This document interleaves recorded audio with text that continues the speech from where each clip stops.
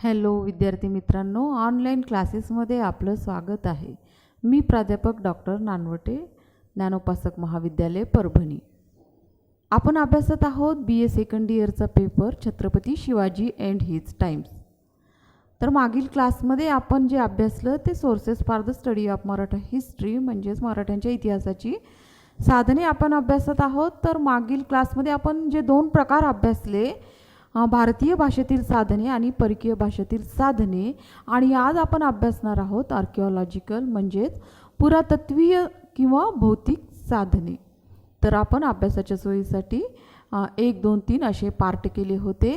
तर आज आपण या पार्ट 3मध्ये आर्किओलॉजिकल साधने अभ्यासणार आहोत. आर्किओलॉजिकल साधने म्हणजे पुरातत्वीय साधने. तर पुरातत्वीय साधनांची व्याख्या किंवा पुरातत्वाची जी व्याख्या केलेली आहे ती अनेक अभ्यासकांनी केलेली आहे, पण थोडक्यात पुरातत्वीय साधने म्हणजे गतकालीन राजवटींनी जे काही वस्तू आणि वास्तू वापरल्या त्यांच्या अवशेषांवरून आपल्याला इतिहासाचा उलगडा करण्यास मोठ्या प्रमाणावर मदत होते. मग त्यावेळेसची जी राजकीय स्थिती असेल, सामाजिक, धार्मिक, आर्थिक या सर्व बाबींवरती आपल्याला प्रकाश टाकता येतो आणि अतिशय इतिहासाची एक महत्त्वाची अत्यंत विश्वसनीय साधन म्हणून यांच्याकडे पाहिले जाते. तर थोडक्यात गतकालीन राजवटीमध्ये ज्या राजांनी जी म्हणजे पुरातत्वीय साधने वापरली आहेत, वस्तू आणि वास्तू, त्या सर्वांचा आढावा आपल्याला इथे घ्यायचा आहे. तर मराठ्यांच्या इतिहासाचा जेव्हा आपण विचार करतो तर त्यावेळेस निर्माण झालेली जी काही वस्तू आणि वास्तू आहेत तर हे पाहण्याच्या पूर्वी शिवाजी महाराजांचा कालखंड जेव्हा आपण अभ्यासतो तर एक असं अस्थिर असं राजकीय आणि सामाजिक जीवन होतं. सततच्या होणाऱ्या लढाया, सततचे परकीय आक्रमण आणि फार काही असं स्थापत्य वगैरे या काळामध्ये असं निर्माण झालेलं नाही आहे. पण तरीही या काळात जे काही निर्माण झालं त्यावरून आपल्याला एक मोठा आढावा आहे किंवा इतिहासावर प्रकाश टाकता येतो. तर या काळामध्ये निर्माण झालेले किल्ले, तलाव, तटबंदी, बंदरे, नदीघाट, पागा, समाध्या, बागा, तुरुंग, देवळे, धर्मशाळा, मठ, हवेल्या, नाट्यगृहे आणि रंगमहाल अशा अनेक प्रकारची वास्तुकला निर्माण झालेली आहे. याशिवाय शिलालेख, नाणी, पोशाख, हत्यारे, मुद्रा, अलंकार इत्यादीवरूनही आपल्याला तत्कालीन सामाजिक, राजकीय, धार्मिक, आर्थिक परिस्थितीचा आढावा घेण्यासाठी मोठ्या प्रमाणावर मदत होते. तर जेव्हा आपण या पुरातत्वीय साधनांचा आढावा घेतो तर एक सर्वप्रथम आपल्या डोळ्यासमोर येतं ते मराठाकालीन किल्ले स्थापत्य. तर जेव्हा किल्ल्यांचा अभ्यास करतो तर महाराष्ट्रात अनेक प्रकारचे किल्ले आपल्याला पाहायला मिळतात. त्या भूप्रदेशाप्रमाणे व आवश्यकतेप्रमाणे या किल्ल्यांची उभारणी वेगवेगळ्या कालखंडामध्ये झालेली आहे. आणि आज्ञापत्रात रामचंद्रपंत अमात्यांनी किल्ल्यांचं मोठं एक महत्त्व आपल्याला सांगितलेलं आहे. आणि किल्ला म्हणजे राज्याचे प्राण होय असं त्यांनी एक महत्त्वाचं विधान केलेलं आहे. आणि किल्ल्याच्या आधारानेच शत्रूशी चांगल्या प्रकारे झुंजता येते. हे अनुभवसिद्ध ज्ञान पिढ्यानपिढ्यांनी जतन केले होते. तर मराठा काळात किल्ला हा संपूर्णपणे संरक्षणाच्या दृष्टीने आणि लष्करी हेतूनेच बांधला जात होता. जेव्हा आपण छत्रपती शिवाजी महाराजांचा विचार करतो तर एक असं लक्षात येतं की ते एक थोर दुर्ग रचनाकार होते. त्यांनी त्यांच्या म्हणजे अखत्यारीत अनेक किल्ले होते. जवळपास 350 किल्ल्यांची यादी आपल्याला सापडते. पण हे सर्वच किल्ले त्यांनी बांधले नव्हते. यापैकी फक्त काही किल्ल्यांची दुरुस्ती केली, काही नव्याने बांधले. तर पण जे काही त्यांनी दुर्ग रचना केलेली आहे त्यामध्ये एक नवीन तंत्राचा प्रयोग त्यांनी केल्याचे आपल्याला दिसून येते. यामध्ये काही डोंगरी किल्ले आहेत, काही सागरी किल्ले आहेत. तर डोंगरी किल्ल्यामध्ये प्रतापगड, राजगड, रायगड वगैरेंचा समावेश होतो. सागरी किल्लेमध्ये सिंधुदुर्ग, खांदेरी, कुलाबा, पद्मदुर्ग वगैरे अशी एक यादीच आपल्याला सापडते. तर बघूयात आपण की ते कसे एक थोर दुर्ग रचनाकार होते किंवा त्यांनी नेमकं कोणत्या पद्धतीने यामध्ये एक नवीन तंत्र विकसित केलं.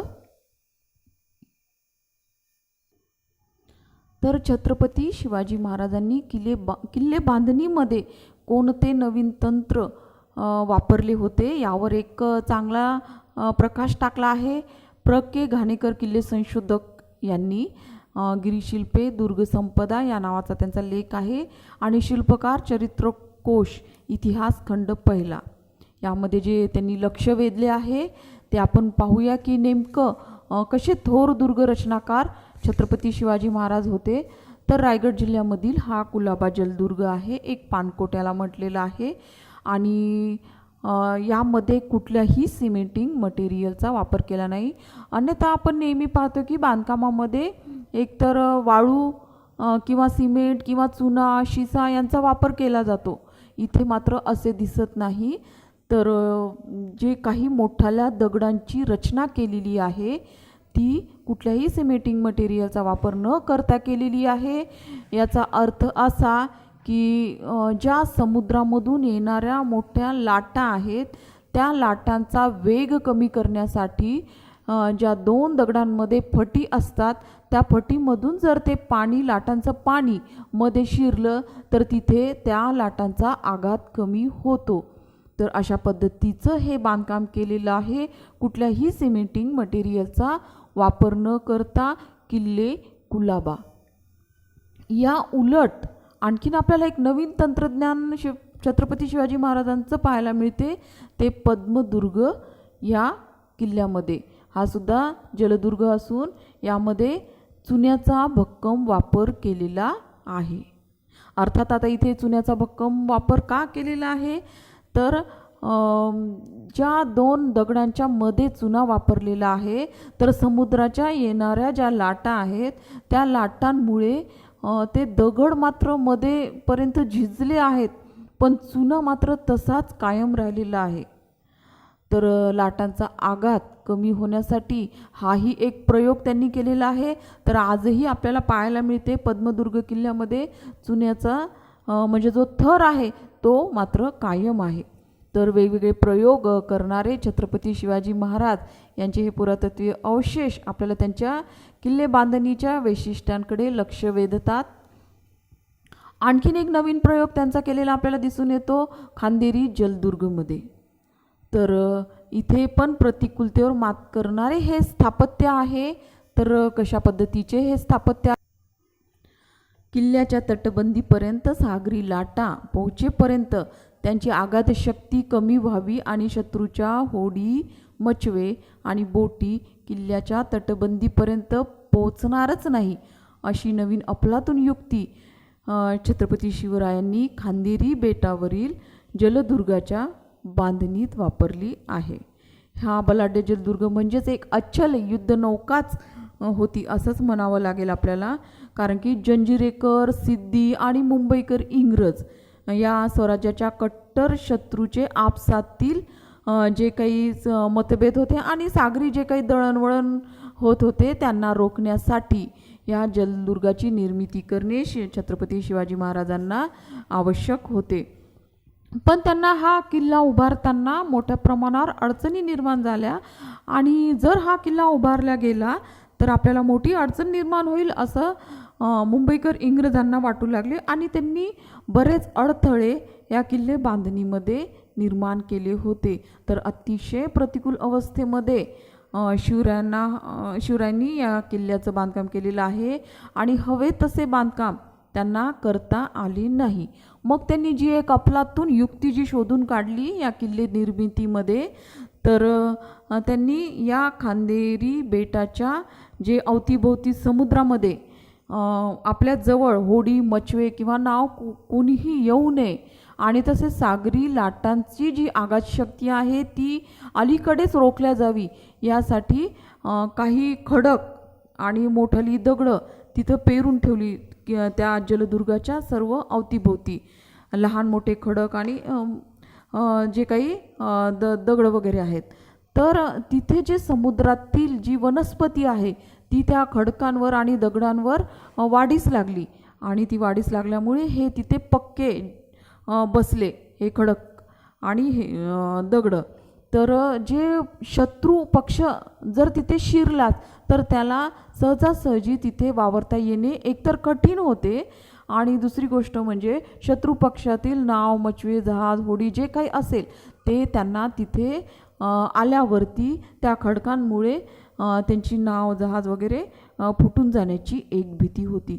तर खांदेरी जलदुर्ग वर त्यांनी जे प्रयोग केले तर 3 प्रकारे त्यांनी जी युक्ती वापरली त्याचा फायदा झालेला आपल्याला दिसतो. एकतर शत्रुपक्षाची जहाज किंवा नावे तिथे येणार नाहीत यासाठीही हे पेरून ठेवलेली खडके किंवा दगड उपयोगात आली. जी सागरी लाटांचा आघात होता तो अगोदर या खडकांवर आदळत होता आणि किल्ल्यापर्यंत पोहोचेपर्यंत त्यांची आघातशक्ती कमी होत होती.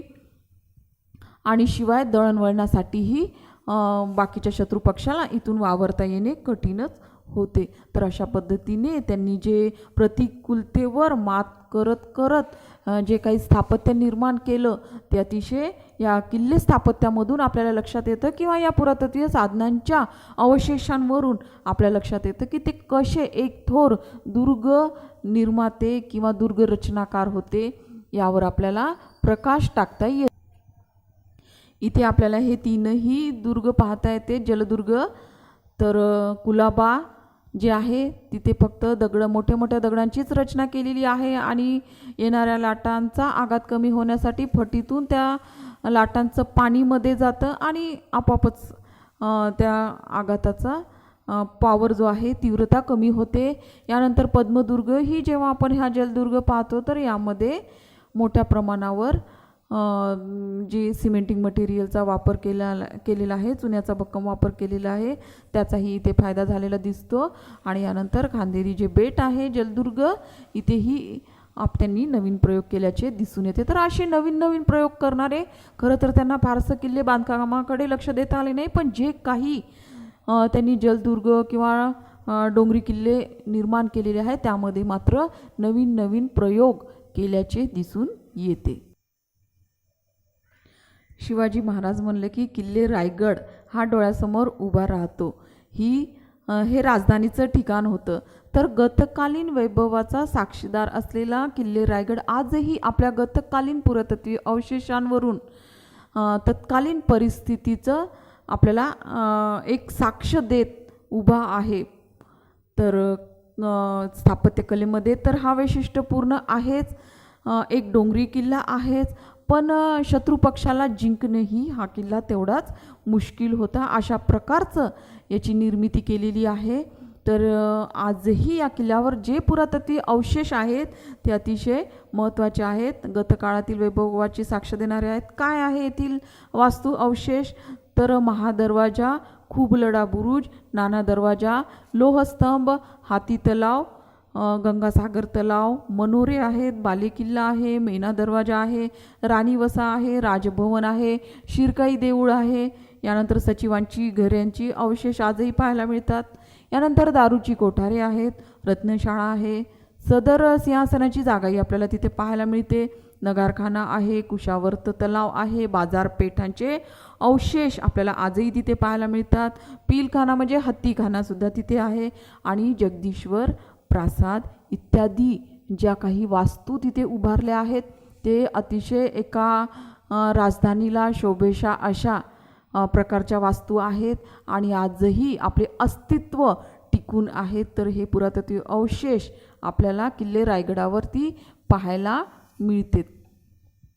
जेव्हा आपण या पुरातत्वीय साधनांवरून तत्कालीन शिल्पशैलीचा किंवा बांधकामाचा जेव्हा आढावा घेतो तर आपल्या लक्षात असं येतं की जी मुस्लिम शिल्पशैली होती त्याचा प्रभाव किंवा बिजापुरी शिल्पशैली होती त्याचा प्रभाव या बांधकामावर पडलेला दिसून येतो. तर येथील जे जगदीश्वर मंदिर आहे त्यावरती जे शिखर आहे त्यावर आपल्याला गोल घुमटाचा आकार दिसतो, काही मिनारसुद्धा दिसतेत. तर हे तत्कालीन शिल्पशैलीचा प्रभाव पडलेला आहे असं यावरून आपल्याला या पुरातत्वीय अवशेषांवरून लक्षात येतं. जेव्हा आपण जगदीश्वर प्रासादाचा उल्लेख करतो तर तिथे एक आपल्याला उंबरवट्यावरच एक शिलालेख दिसून येतो. तर हा शिलालेखही तेवढाच महत्त्वाचा आहे. यावर लिहिलेलं आहे, सेवेचे ठाई तत्पर हिरोजी इंदुरकर किंवा इंदळकर आता इथे अस्पष्ट आहे थोडंसं, पण हा एक वास्तुशास्त्रज्ञ होता असं एक संशोधकांचं मत आहे. हा सुद्धा आपल्याला ही एक महत्त्वाची माहिती इथे उपलब्ध होते. जेव्हा शिलालेखाचा उल्लेख आपण करतो तर तमिळनाडू राज्यातील तंजावर येथील बृहदेश्वराच्या मंदिरात कोरलेला ही शिलालेख तेवढाच महत्त्वाचा आहे भोसले घराण्याची माहिती विशद करण्यासाठी. तर हा जो शिलालेख आहे सरपोजी राजे यांच्या काळातील आहे. इसवी सन 1803 मध्ये हा कोरला गेलेला आहे. या शिलालेखात भोसले राजघराण्याचा संपूर्ण इतिहास चित्रित केला आहे. म्हणजे शिलालेख सुद्धा हे मराठ्यांच्या इतिहासावर प्रकाश टाकण्यासाठी महत्त्वाची किंवा शिलालेख हे पुरातत्वीय साधनांमध्ये महत्त्वाचे साधन म्हणून एक विश्वसनीय साधन म्हणून त्यांच्याकडे पाहिली जातात. जेव्हा आपण शिवकाळातील पुरातत्वीय साधनांमध्ये नाणी आणि मुद्रा यांच्यावर प्रकाश टाकण्याचा प्रयत्न करतो तर अशा अस्थिरतेच्या वातावरणामध्ये शिवकाळामध्ये फारसं यामध्येही उल्लेखनीय अशी प्रगती झाली असं म्हणता येणार नाही. पण जे काही आपल्याकडे माहिती उपलब्ध आहे पुरातत्वीय साधनांवरून तर जी मुद्रा आहे आणि सर्वांना सर्वपरिचित असलेली ही मुद्रा आहे. तर या मुद्राचा इतिहास पाहताना इसवी सन 1636 मध्ये शहाजी राजांनी कार्यात मावळचा जो पोटमोकासा किंवा जहागिरी होती ती शिवाजीच्या नावे त्यांनी करून दिली होती. आणि त्यावेळेस छत्रपती शिवाजी महाराजांनी इसवी सन 1645 पासून हळूहळू राज्यकारभारामध्ये लक्ष घालण्यास सुरुवात केली होती.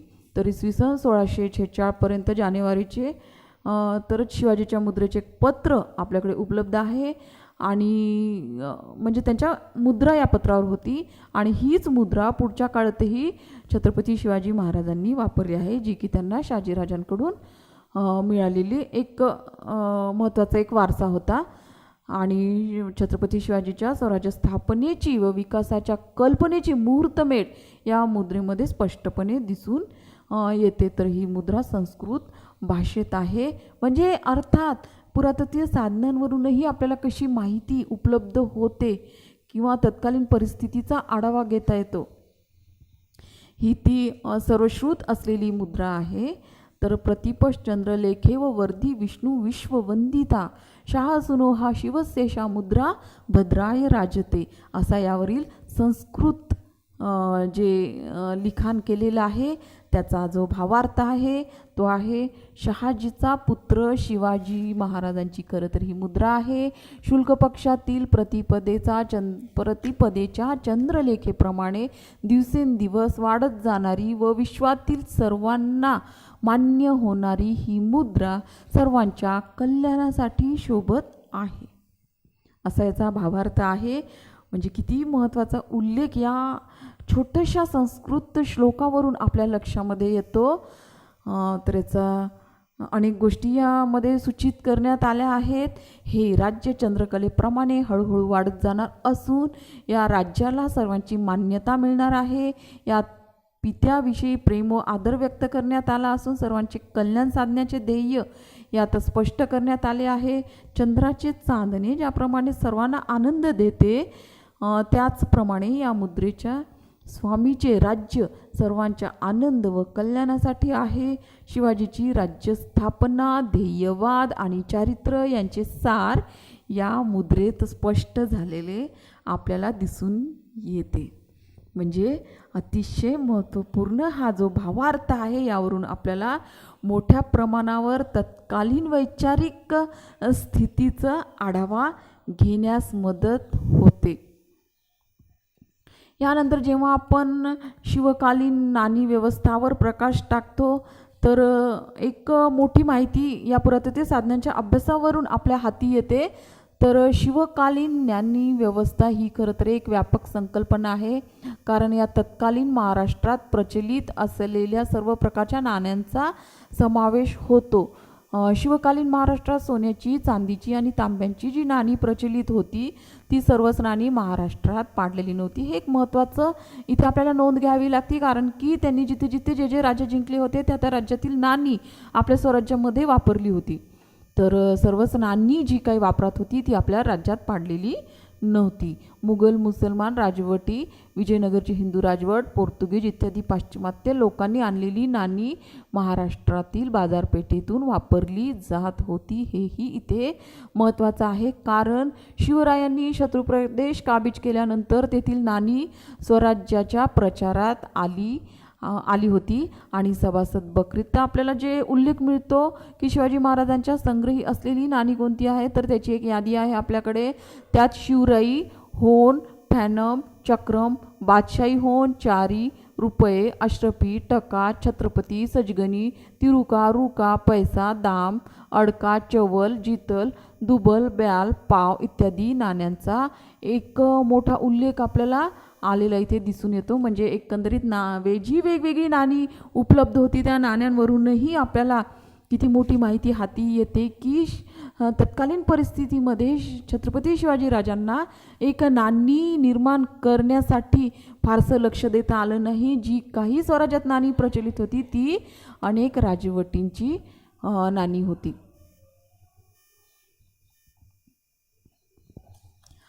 तर अशा पद्धतीने जी पुरातत्वीय साधने आहेत त्यामध्ये शिलालेख, नाणी, हत्यारे इत्यादी सर्वच महत्त्वाची आहेत.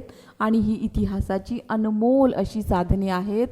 आणि ही साधने आजही आपल्याला जी उपलब्ध होतात ती मुंबई, पुणे, अहमदनगर, कोल्हापूर, औरंगाबाद इत्यादी ठिकाणी जी काही पुराणवस्तू संग्रहालय आहेत तेथे शिवशाहीतील नाणी पाहायला मिळतात. हत्यारे, पोशाख, चित्रे आणि यांचा उत्कृष्ट संग्रह अशा वेगवेगळ्या संग्रहालयामध्ये आहे. आणि या साधनसामग्रीच्या आधाराने तत्कालीन इतिहासाचा बोध होण्यास आपल्याला मदत होते. तर अशा पद्धतीने आज आपण जी इतिहासाची महत्त्वाची पुरातत्वीय साधने असतात ती अभ्यासली आहेत. तर मराठ्यांच्या इतिहासावर प्रकाश टाकणारी जी पुरातत्वीय साधने आहेत त्यामध्ये एक मोठीच यादी आहे आपल्याकडे, पण आपण काही थोडक्या साधनांवर जी अतिशय महत्त्वाची आहेत आणि आपल्या परिचयाची आहेत आणि ज्यांचे नाव घेताच आपल्याला एक स्फूर्ती आजही ती प्रदान करते, किल्ले असेल, नाणी असेल, तर ही आज आपण या अभ्यासाद्वारे अभ्यासली. आपला हा क्लास असाच कंटिन्यू राहील. आज आपण इथेच थांबूया. धन्यवाद.